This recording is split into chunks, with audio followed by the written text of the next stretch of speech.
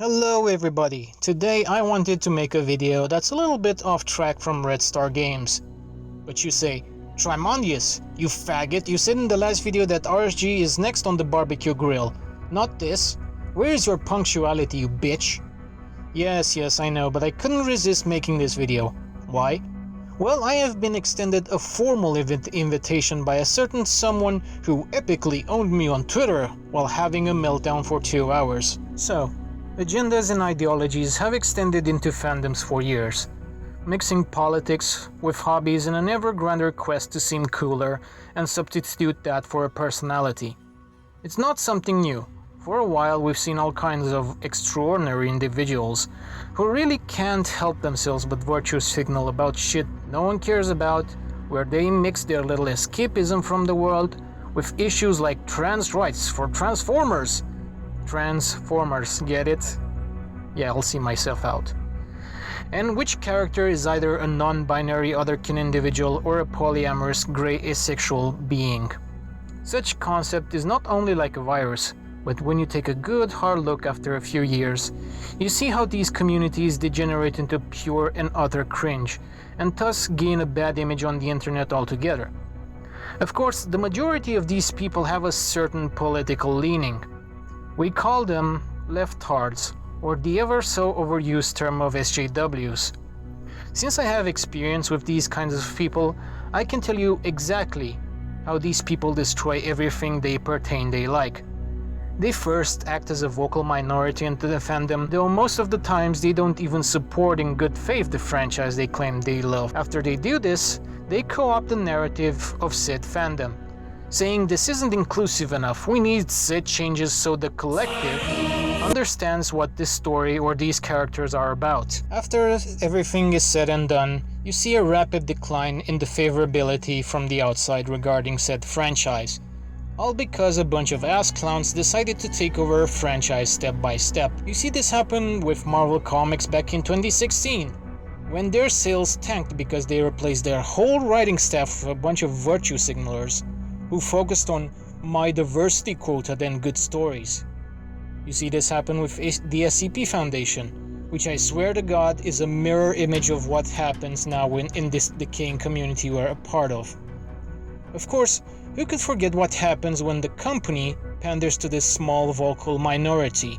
You know, with Gillette, where they lost like $8 billion because of their retarded left-wing inspired commercial.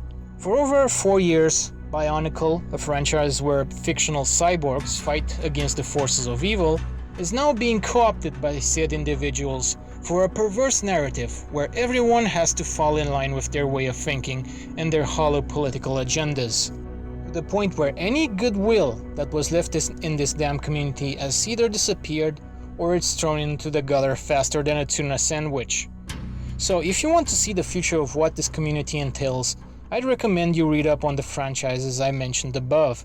There are sad history lessons of what happens when you give these people what they want. As such, I, as a former supporter of this community, have seen it evolve faster and faster in the recent months into the typical cesspit that everyone hates. So much so that long past ages like the golden era of BioTube, where retards yelled at each other and then made videos, look tame in comparison to people who want to dox or send the police after someone because they disagree with each other. To better illustrate this, I want to give you the example of one such individual, who completely embodies this ever-encroachment of political bullshit on the Bionicle fandom. Of course, her name is Josefina. Jesus, who am I kidding? I mean Joseph. A complete clusterfuck who spends his day on Twitter having emotional breakdowns over people saying mean things to him. I know, very typical of the millennial who substitutes a personality for being transgender and disabled. You see, a few months back I made a video regarding a tweet which another individual decided it was good to relegate the Bionicle fandom to the autist's favorite toy franchise.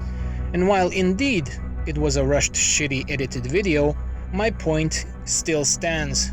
Don't virtue signal at the expense of something you pretend to like. Joseph over here had a 2-hour meltdown on Twitter trying to look like the victim and portray me as a slanderous, hypocritical douchebag with no morals. And after that engorge himself with fast food to lapse into a food coma. Oh, so typical. Today, I want you to show you the type of person who projects harder than a lot of the people at the mental gymnastics. But first, who is this person Trimondius? Why do you find him an interesting case study? Well, buckle up and prepare your emergency eye stabbers, because I will do exactly that. You see, Tumbles the Tumblerina here is your typical shit stirrer who thinks he can talk shit and not get hit. The type of specimen who looks like the Pillsbury Doughboy ate the Michelin Man. And dear viewer, I want you to look at me with a straight face and say that this is a beautiful, strong, independent woman who is in control of her feelings. And if you were to saw her in a bar, it would be like love at first sight. If you said, "What the fuck are you babbling about?" then congratulations, you're a normal person who clearly thinks we human are not clownfish or sea snails who can change their sex or gender at will. And this person needs to stop sniffing his farts. Well, in that case, it may not be farts but the overdose of estrogen. Joseph over here thinks that taking estrogen in far larger quantities than the internally produced testosterone makes you hornier. Yes, they're that retarded. They don't even know what they're injecting in themselves. He's also an affiliate of the ever so polarized team that is involved in recreating the broken, non-canon game known as Legends of Matanui. This same person is responsible for running the so-called official Legends of Matanui Twitter account. So keep that in mind because it will be important later for the image of Beaverhouse. Ah yes, Beaverhouse, another cesspit of leftist autism, where many things have leaked out from their server for a couple of past years. You know, like running a server where they shared tiny dick pics of themselves with no safeguard for minors, where key members of their team openly support Antifa, a guy like Fishpill for example, and also which is an organization which for a long time should have been put on the same list as the home terrorist groups for inciting political violence and the destabilization of many Western countries. And where, allegedly, I should say this again, allegedly their fearless leader, Leon, hit on an underage member. The pederasty is strong in this one. But don't worry, I'll get to Mr. Fisticuffs over here in a second once I'm done with Joseph. If you look at what they do on Twitter, it gives you a clear portrait of what kind of a person he is. So let's talk about the amazing genius ownage I was handed down yesterday. First, they made the accusation that I'm some sort of Bionicle Nazi, regarding a deviant art picture I made. However, because they're a manipulating sleazebag, you can notice that they cut part of the picture to think I owe allegiance to some Solekian Aryan cult. I can even say that with a straight face. And as absurd as that sounds, that somewhere out there is a Nazi Bionicle cult who talks about the Aryan supremacy of ice Bionicle sets and how Skrulls are Negroes who steal shit from other Glatorian. I made a Photoshop to show how pants on head retarded that sounds. Yes, he is the same type of person, along with LJ, who thinks the Solekians are these so-called Bionicle Nazis, when in reality they're like just an abridged version of 4chan's poll. They also celebrate Red October, by the way, and have members who are actual fucking communists. Yeah, they really do sound like Nazis, don't they? Do you see how disingenuous he is and how he manipulated the narrative so he can fit in? That's like saying because LJ in this picture flashed the OK sign that he's a Bionicle Nazi white supremacist and he needs to get burned at the stake. That's the consequence of introducing political bullshit into places where it shouldn't be. You end up in a whole circus where the patients run the psych ward. But let's continue. So I assumed at first that he was the one that started the whole amazing idea that Tamaru is transgender, even though if you look at it, he's the first person who brought it up. And I asked other people just for posterity's sake about it. His so-called proof that Tamaru is trans is some color palette swap in a game that is sanctified as being non-canon. You know, Legends of Matanui. But because they're making that game now, it's canon apparently in their demented minds. I'm sorry, but vague assumptions doesn't amount to definitive proof. And again just shows how much of a virtue signaling dumbass you are. You wrote yourself in a corner that is hard to come from. But this is the kind of mentality people like Josey over here has. You need to shut the fuck up and not say anything negative or make fun of them lest you have to make them go in a 2-hour rage fit. We'll sterilize the place they purportedly talk free in, because they love staying in that hug box they create. Like I said, the critics need to shut the fuck up so I can feel good. Because everything is bad, like this amazing gem where he said memes are dangerous. Yes, memes.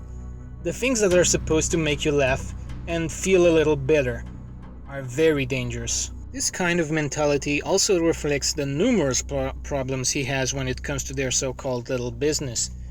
Because he runs the official Legends of Matanui Twitter account, he can't stop posting political bullshit that makes you look like a mongoloid with no professional attitude.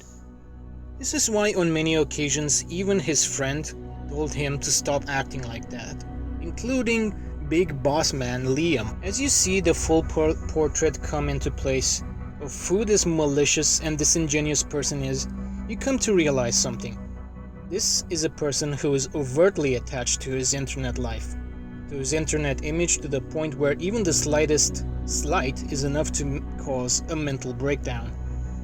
And thinking that people simply cannot talk shit about you on the internet. I'm sorry, but that's not how it works, retard. People will always talk what they want about you, be it negative or positive. You simply cannot control their behavior, and implying otherwise means you're a complete sociopath and a control freak. If you genuinely want to find peace, then shut down your computer and stop spending all your day on Twitter like a zombie.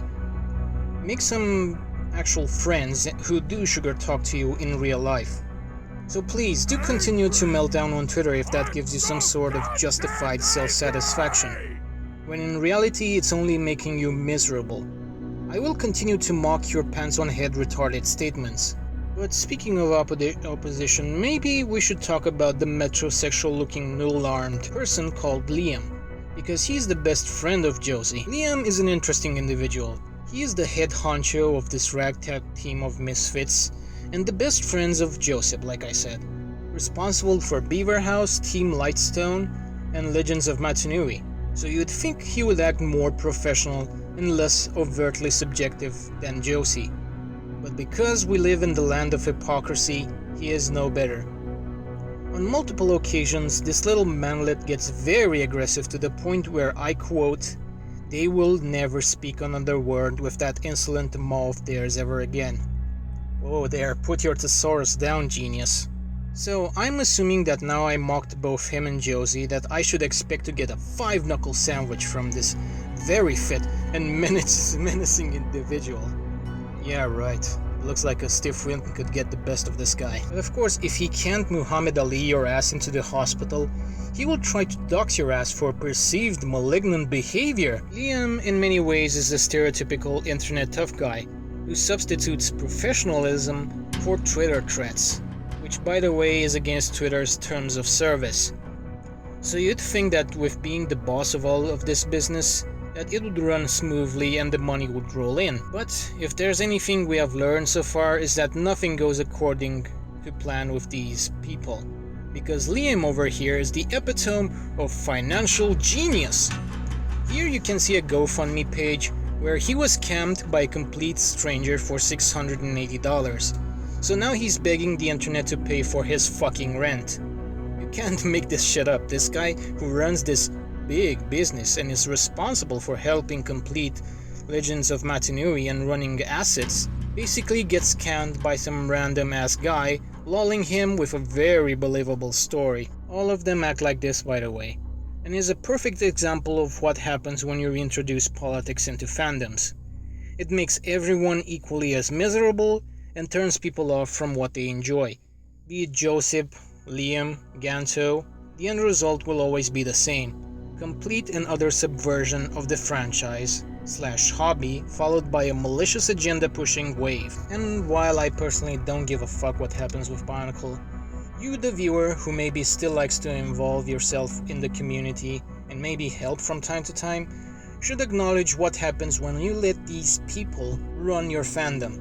Because if not, then God knows there's not enough safe spaces for these assholes to create. Thanks for watching, guys. If somehow these retards decide to flag down the video because I hurt their feelings, then I'll upload it again, And this will just show that what I'm saying is the truth. If not, then I hope you liked it either way.